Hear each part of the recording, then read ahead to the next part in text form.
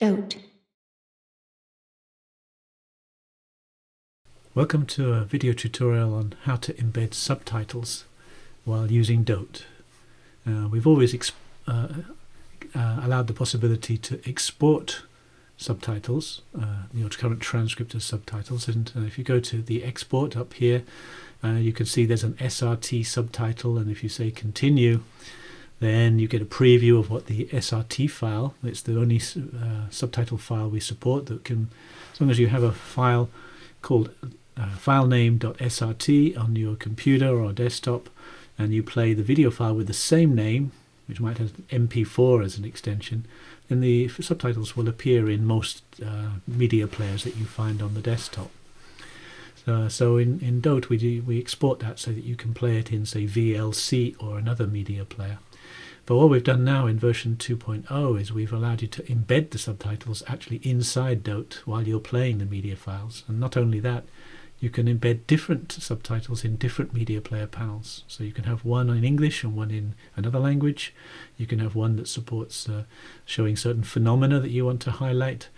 And it all is based on the transcript and the different transcripts you have in your project.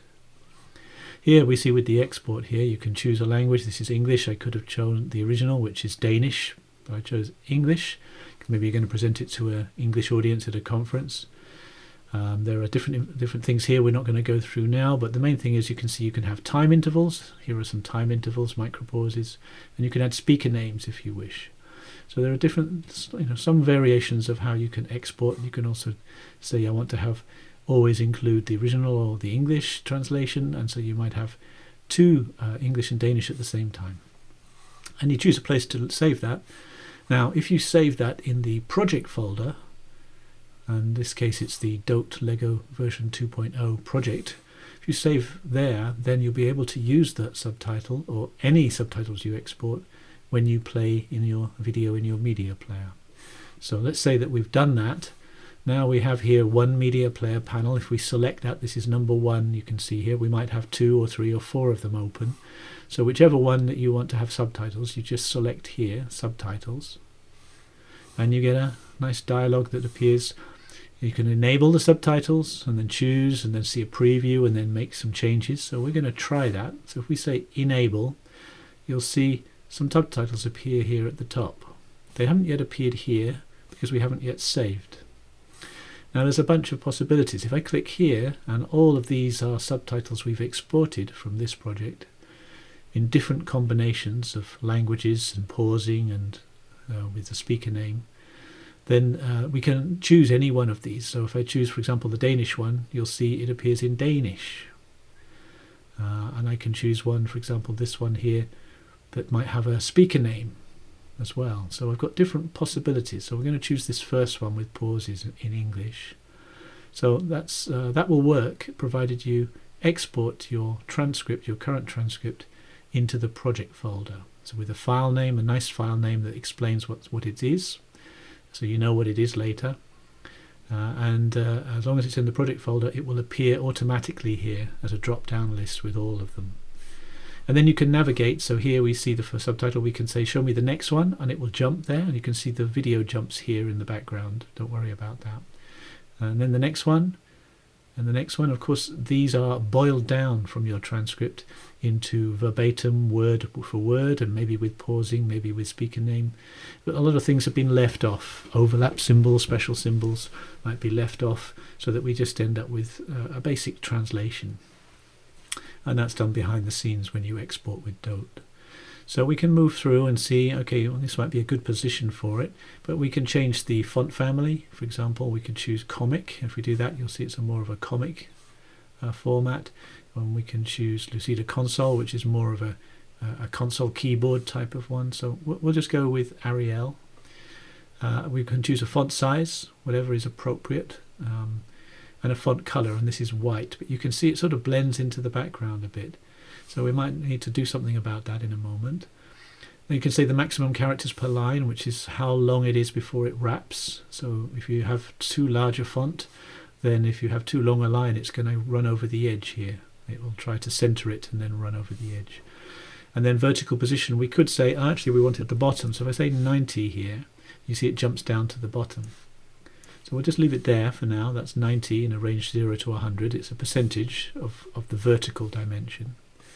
And say outline, let's give it a bit more of a profile. So if I say an outline, you can see now it becomes a bit more readable in relation to any white. If it was on snow, for example, in the background, then this would still be readable. And you can change the width of that outline, and you can also add a glow if you want, so that it really stands out if you wish to make it stand out, because there's a lot of color going on in the image, and you could choose a color that isn't present to make it stand out, and you can choose the amount of blur of that color. And you can also choose how long it, and this is the minimum time it should display any subtitle, and the subtitle could just be or aha, yeah. Then rather than it disappearing quickly, then you can say I want everything to last 1 second at least, and you've got a range here. If you say 30, of course everything's going to last 30 seconds, which is a bit awkward if there's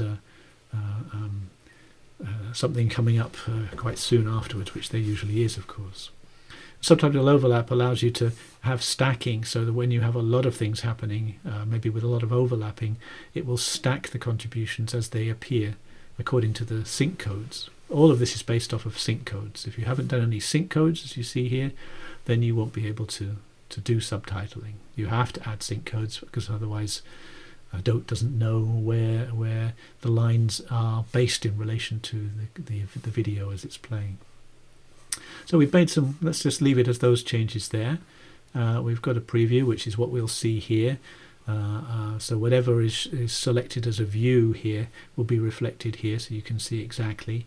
And as we jump around, you'll notice it'll start jumping to, she's saying yes, to a new video slot, because what's happened is this is a video cue that says jump to a new camera and a new zoom level or a pan, and in a 360 camera.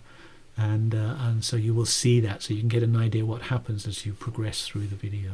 So if we say save, it now appears, and you can see there it is at the bottom. And if we can see over here, we are tracking with sync codes. This here is to track the current block of sync code according to the video. If we start playing, you can hear that's the researcher making a comment. Now she's come back to the table and they're talking there. But now what you see is this is actually interfering with what's maybe something we need to watch, which is how are they manipulating the blocks, the Lego blocks on the table. So remember, we can go in, we can say actually we want to have this at 10 and say save, and now you can see it's a bit more out of the way. You can also, if I go into this view for example, or free view, and choose another camera, this camera that we had, and then move it down, you can see you can get a better position, so there's a lot more open space here above, so it's not interfering with their head or their gaze line. Okay, but if we look at the video cue, you can see that needs to be adjusted too, which I'm not going to do here. I just did it in a free view. Take a look at the media player panels video to see how to do that and what it's about. So we've got saying that's now appropriate. If I play, and you'll see we've got the English translation, and it's appearing, and here we see this is this part here in the bottom like this. Here we are, that's this part, and this is condensed from the particular transcript and what it should be appropriately for that time. So that's subtitles in terms of setting them up and previewing them, as long as they've been exported. So of course if you've exported them correctly and they're in the right place, they'll be easy to pick up. And of course what you can do, rather than read a transcript here and then look across with the subtitling, now you can just maximize this and just play this. So you can see now we have the subtitles, and it's tracking on wherever the video is switching to a new video source. We get, and then we also got some comments here and some sort of idea of what's happening based on the transcript export. So then you can just shrink that back here at the top, and now we're back again. We can see we'll just look again, and Kigali again is the Danish. Of course, it's the English translation. She says 2 seconds just before that. We've got some sort of stacking going on here because they're very fast, And all of this has happened within half a second maybe. Okay, so that gives you some idea of subtitles in one panel. What happens if I choose two? So I'm going to go to a standard layout with just two media players like this. You can see this one was media panel player panel 1. We've got now media player panel 2. And let's say we want to add subtitles to this one, but say in Danish, so that we could have English and Danish at the same time. So if we open this one, we can say enable that, and then it's already set for the Danish one. So you can see the Danish. It's at the bottom. It's got a glow of green, an outline again of black. It's using comic font, so it's a different font. And its position is at the bottom. We could move it up to the top just for a change. So we'll just put it, say, at 10, and there we are. And if we save that, we'll see we now have two subtitles at the same time.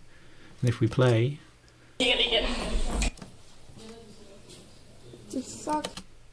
and there we see the difference between this one, which has pausing included, and this one which doesn't, but it has the speaker. And this is P2 and this is P2 here, not these two. They're not speaking at that point. So you can see it's the wrong one. Really, this should be the other way. It should be up here, or we can just say follow this one too. And now we could play this. We could also, if we switch to panel layouts and say let's take a Zen mode and minimize everything. Now we've got as much space as possible. It's not possible to minimize all of the top. We need to include something. And the idea is that now we are focusing just on these two media players. If we play now, you'll see it will hopefully change. Okay. It lasts quite a long time there. She runs back, good. So now we see a bit of stacking going on. We have an idea who the speakers are in the Danish but not in the English. We have some pausing in the English but not in the Danish. So you get some idea of the possibilities that you can have both playing at the same time, and so allow an audience who are native speakers to follow along, and then an English speaking audience who don't know the native language could follow on in English. But also you could also have one of them that was tracking phenomena. All you have to do is make a new transcript that puts the details between sync codes that you want to appear word-based, and then export that. You can also have software that actually you can edit the subtitles along with the video and change the length of them and do all sorts of things that you'd like to do, because you can manipulate the subtitles using some nice software. Here we just export it for you, and then you can load it up. So the key process is, if we just go back to the standard layout with one, is I'm just going to move this up a bit. Then the key thing is that you have to export. So whatever your transcript currently is, and you have a lot of nice sync codes, the more sync codes the better. And if you export that, as we showed before, and I just have to make it as large as possible, so we get all the information, so you can see what I'm pressing rather than just a button. Then if we export and then choose the SRT subtitle file, then you can decide, okay, it's automatically figuring out the sync codes that are necessary and then putting them in the text, and that's a reduction of what actually is present. So eliminates some things like overlap symbols, for example, or pausing, and so that's what we offer. And you can decide which language. As long as you export that with what you need, then all you have to do is go to subtitles, and if you've exported in the project folder, then it will just appear here on the list again, and then you'll have an extra one. We have 5 different possibilities here.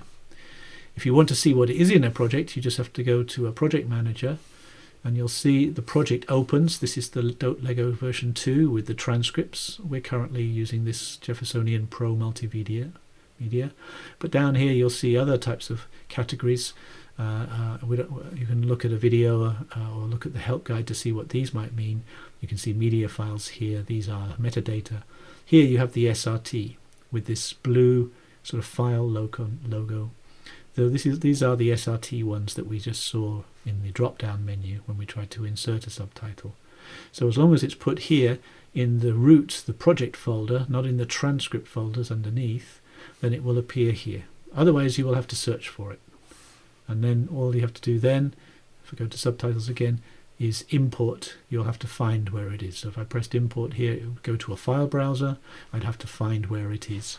But it's much nicer just to put it in the project, because when you export the project, it will be included too. That means if you share that with somebody else, they'll be able to play the subtitles as well.